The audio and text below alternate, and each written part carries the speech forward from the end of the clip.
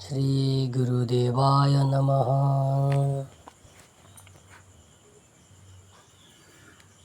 आहे गुरुवर बारे कृपा कर, तुम पादे चित्तर तुमरी पादकु मनरे स्मरण, प्रणय मोहर हेउ। आहे गुरुवर बारे कृपा कर, तुम पादे चित्तर। श्रीमद् गुरुदेव श्रीमद् भगवद गीतार द्वितीय अध्याय सांख्य योगरे शिष्य को ज्ञान प्रदान कर 65 नंबर श्लोक कहते प्रसादे सर्वदुःखानां हानिरस्या उपजायन्ते, प्रसन्नचेतस्यासु बुद्धिः पर्यवतिष्ठते। गुरुदेव कहते यार अर्थ गुरुदेव बुझाउछन, हे शिष्य जो मैंने आत्मप्रसाद प्राप्ति करि थांती से मानकर समस्त दुख नष्ट हो जाए। से माने आत्मप्रसाद प्राप्त होइथिबारु से माने सर्वदा प्रसन्न चित्त होई रही थांती। प्रसन्न चित्त हेबा हेतु बा जो माने प्रसन्न चित्त होई थांती से मानकर बुद्धि स्थिर होई थाए आउ से माने बुद्धिमान होई थांती। आत्म प्रसादे हुआ वश समस्त दुख जीवनाश, समस्त दुख नाश करी प्रसन्न चिते मुद भरी, प्रसन्न चित हेतु जान बुद्धि तो उपयुक्त पूर्ण। गुरुदेव की सुंदर भाव बुझाउछंती शिष्य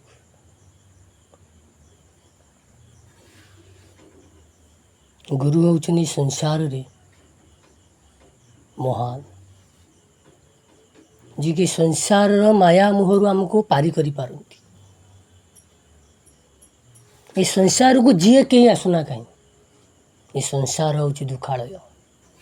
गुरु निराकार साकार रूप नहीं आसते गीता प्रसार करते, हेले संसार तांको भी छाड़ी नहीं।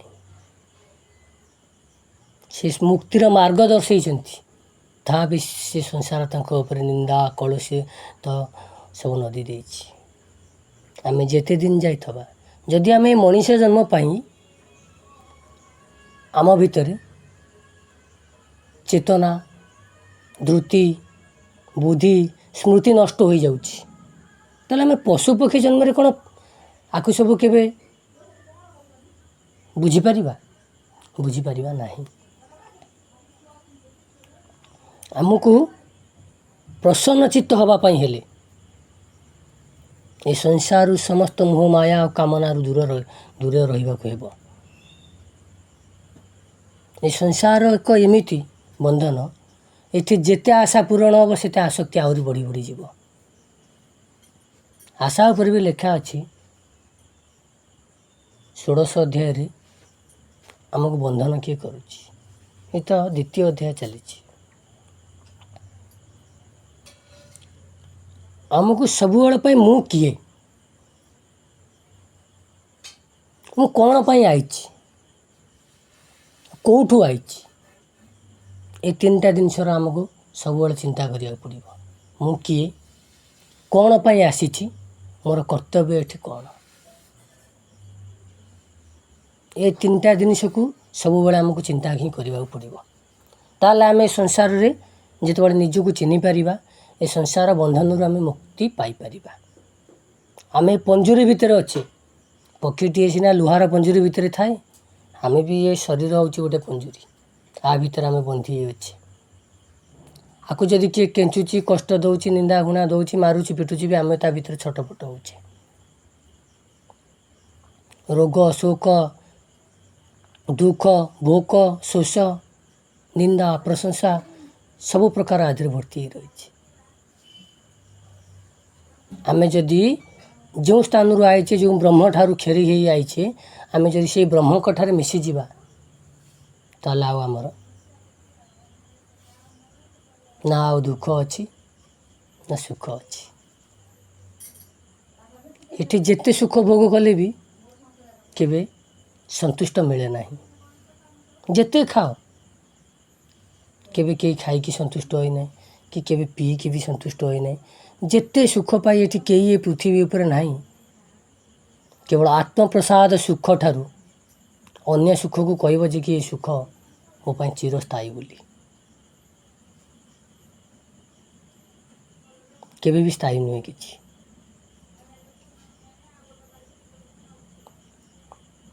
आमको किपरि आमे संसार एमिति कर्म करिया जहाँफल आमे जो ब्रह्म ठारू खेरित होइछे से ब्रह्म ठार लीन हवा।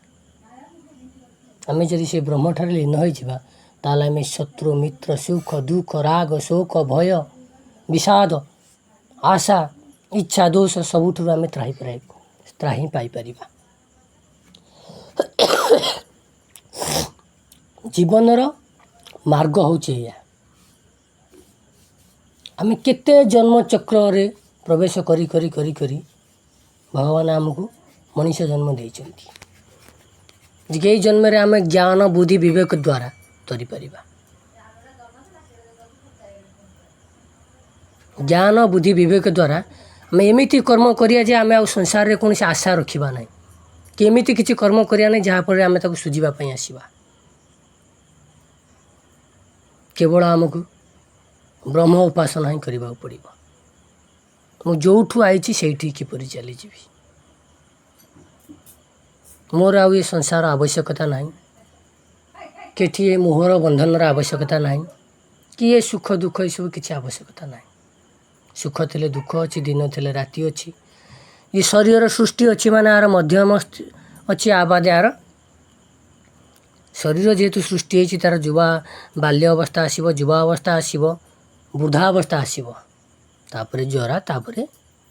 जीर्ण तापरे लीन शरीर स्थायी नुहे। तेणुक आम ये शरीर पाई केबे भी विचलित हवा अनुचित। शरीर सृष्टि अच्छी माने निश्चित विनाश जेते आमे जहाँ भी करूना कहीं आम निज मार्ग आमको आम निज पाई आमको आम निज पाई बाट तैयारी करिया पड़िबो। शरीर पाई जेते पोषण कले भी से दिने दिने माटी मिसिबो आ पचिबो। जेते चंदन लेपी हुओ जेते ओइसा आराम रे ताकू भी रख सी मौलिबो आ माटी मिसिबो आ पचिबो। एटा सत्य किंतु मोते संसार रे कहीं नहीं। आत्मा को ये संसार रे बा मु होची आत्मा मोते संसार रे कौन सी अस्त्र नहीं कौन अग्निर एते तेज नहीं मते दहन करने जलर एते क्षमता ना मत से बुड़े रखापी अस्त्र भी क्षमता ना मत छेदन करने मात्र मो शरीर को छेदी पारे मो शरीर को पोड़िक ध्वंस करदे पारे अग्नि मो जल मो शरीर को बुड़े नष्ट करदे पारे पानी रे बुड़ी सड़ी जापे मो शरीर कि पवन उड़े दे पारे माटी भी मिसी जापे हेले मोर किसी करहबनी मु केवल शरीर अच्छी बोली जंत्रणा भोग करुच्ची जेहेतु मु शरीर रही ये शरीर उपर जिते कष्ट आसो कई केंची देले कि पोड़ी गले बाड़े हेले कि जहाँ सुख दुख आए मत भोग कर मुझे ये शरीर न रही मुझे देह धारण न करी मुझे से अरूपातीत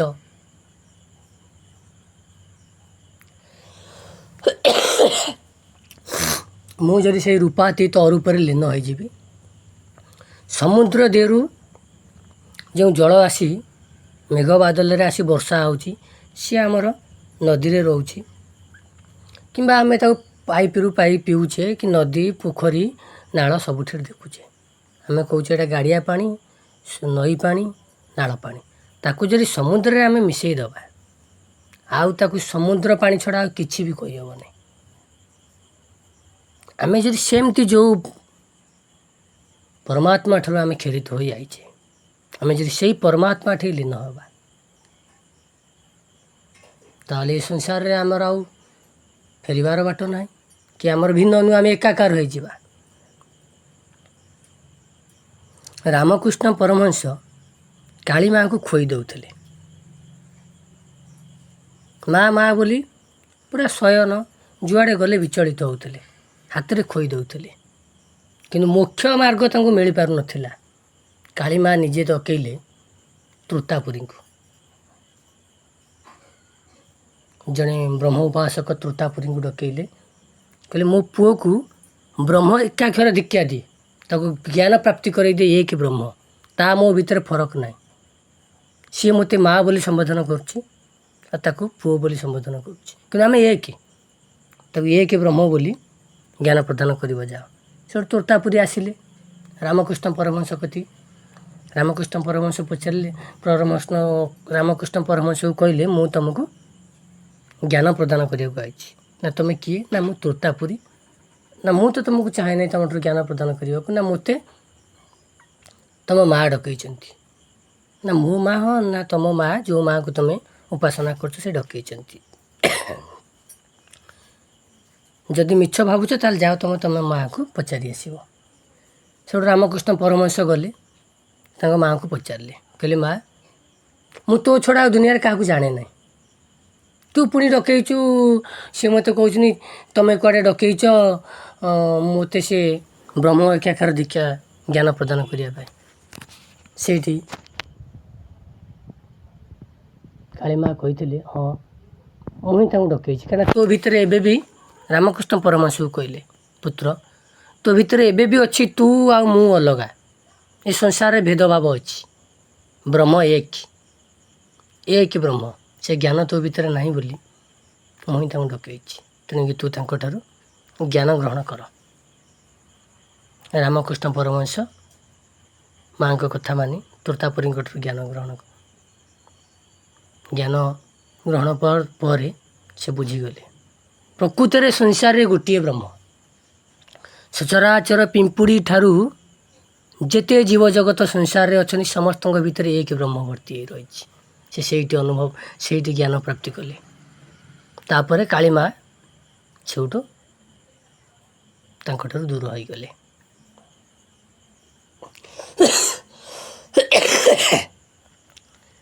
तेणुक आम एक ब्रह्म समस्त शरीर एक ब्रह्म मो शरीर को केंचिले जो कष्ट आउ का शरीर को कष्ट देले भी सही कष्ट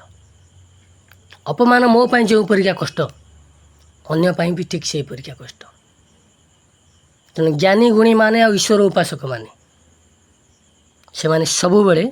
आत्मज्ञान प्राप्त करी समस्त को एक ब्रह्म भावी आम स्वामीजी कहते पुरी थिबा स्वामीजी कहते कड़ार आश्रम केबे कहारी मन रे कष्ट देव ना क्या आठारू बड़ अपराध है संसार रे किछि नाही क्या जेमती पर को अपमानित पर को कष्ट देले जो कष्ट ताकू होता है तुमको ता प्रतिबदल रे बहु गुणा पाइबा पड़ता है जहाँ को देल सी शुद्ध हो गला तुम्हें जहाँ को अपमानित कल जहाँ को जंत्रणा देल ना तार किछि हेनी से कष्ट जेते सहब सुना को जेते अग्नि रे पकई दहन करिवो बा अग्नि रे पकई ताकू धंसिब से सेते चिकचिकी हम तार खाद अंश क्षय हो चली जीव ठीक सेमती तुम्हें जदि कौन सी साधारण व्यक्ति की बिना कारण रे कि निजर स्वार्थ सुविधा पाई कष्ट दौच निंदा घुणा करुच ना तार समस्त कलमुष पाप को तुम ही भोग करिया पड़िबो। मु जदि कहारी को बिना दोषे ताकू निज स्वार्थ पाई निंदा घुणा अपवाद अपमानित करुच्ची आ कष्ट जंत्रणा दौची निजर स्वार्थ और सुविधा पाई ताले से व्यक्तिर समस्त कलमुष समस्त पाप समस्त जन्म जन्मांतर जहाँ किछि थब ताकू सब मते ही भोग करिया पड़िबो। से स्वामीजी आमर आपको विरोध करचंती जे कि कहारी मन रे कष्ट दियो ना जदि तुम निर्वाण मोक्ष प्राप्त करने को चाहू था जदि तुम संसार को पुनर्बार फेरवा को केबे न चाह निराकार शून्य ब्रह्मरे लीन होगाकू चाह कहारी की कषण दियो नहीं कहारी मनरे दुख दियो नहीं कहारी की अपमानित कर नहीं यह हूँ आम स्वामीजीଙ୍କର प्रथम वाक्य कहारी मनरे कदाचित कष्ट दियो नहीं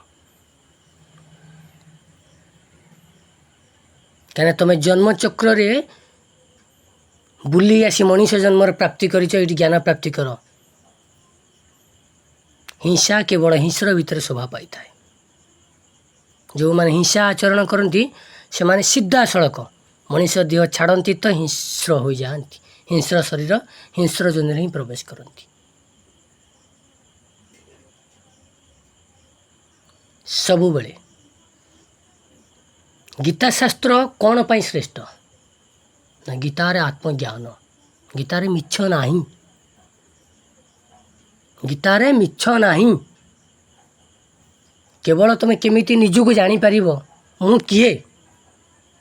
मु कौन पाई एठिके आईची मु कोठु आईची यह हूँ गीतार ज्ञान मु किए कौन पाई आईची आ कोठु आईची शरीर को तुम निज शरीर को सुख भोग करबा पाई निज शरीर को सुख देवा पाई जदि पर उपरे महाभारत कौन पाई होता ना दुर्योधन निजर भोग विलास करने पांडव मान अत्याचार करता यार अर्थ हूँ आ भितर पंच इंद्रिय हेले पांडव आशा अभिलाष हेले 100 कौरव ये शरीर भितर आत्मा अच्छी आदि पंच इंद्रिय अच्छा ये माने पंच इंद्रिय हेले पांडव मन है द्रौपदी बुद्धि है कुंती आत्मा है जोगेश्वर श्रीकृष्ण बा परम ब्रह्म आत्मा होचनी जोगेश्वर श्रीकृष्ण परम ब्रह्म होचंती श्रेष्ठ परम ब्रह्म को ठारू आत्मा खेरित होइछि जेमति जोगेश्वर श्रीकृष्ण अवतार होइतले सेहीपरि आत्मा खेरित होइछनि परमात्मा ठारू एठी पंच इंद्रिय हेले पंच पांडव मन है द्रौपदी बुद्धि है कुंती आत्मा होचनि जोगेश्वर श्रीकृष्ण आशा अभिलाष एमान हेले 100 कौरव एमाने चाहती आम शरीर उपर अधिपत्य करी सुख भोग करने इंद्रिय मान को निज आयत रखी आ मन को निज आयत रखी आम सुख भोग करने जहाँकि पांडव मान को जमती कौरव मैंने चाहूले आम दास कौरव मैंने पांडव मान को दास कर रखा चाहूले आ द्रौपदी की भोग करने को चाहूले कि करई दे नथिले जोगेश्वर श्रीकृष्ण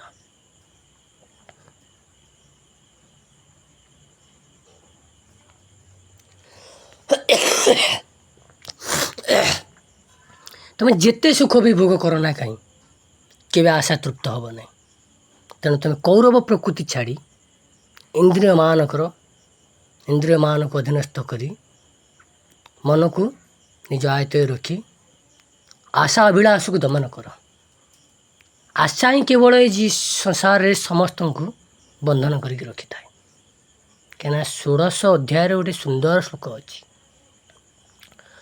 आशा पाश सतिर्बद्धा काम क्रोध परायणाः इहन्ते काम भोगार्थ मन अन्यार्थ संचयान् आशा हूँ पाश सहस्र पाश आशा पाश सतिर्बद्धा काम क्रोध परायण आशा हूँ सहस्र फास जमती आमर कुरु 100 कह जाए से कुरु आउ कहीं नुह आशा हूँ कुरु माने आउ कहीं नुह आशा को ही कुरु कह जाए 100 कुरु 100 आशा आशा हूँ फास सी ही बंधन करके रखी काम क्रोधर पराधीन करके रखी काम आउ क्रोध ये 2 जनकर पराधीन करके रखी आशा आशा हूँ सहस्र फास समस्ते संसार जो काम है आशा फास रे बंदी विभिन्न आशा समस्त भितर अच्छी कहार कोई आशा तार ठीक ना आशा हूँ अनल अनल तुम जिते समिध पकेब अग्नि से सबू खाई भस्म करदेव कि केबे से शांत हम ना सेमती जोपरी अग्नि तुम जिते समिध पकेब से उदासन हो जल कि से केबे शांत हो ना जदि समिध ताक नदब ताले से आपे शांत पड़जी अग्नि की तुम जिते समिध दब ना से उदासन हो जल तार से तेज बढ़ से आहरी खोजी चलो किंतु जदि बिल्कुल ताक समिध नदब ताले से मन को शांत पड़ज ठीक से हीपरी आशा आशा को तुम जिते संतुष्ट करने चाहब से आशा वृद्धि घटी घटी बढ़ी बढ़ी बढ़ी बढ़िका चलो आ जदि ताकू संतुष्ट करने को नदेव ता आवश्यकता को पूरा न कर से आपे मौली पड़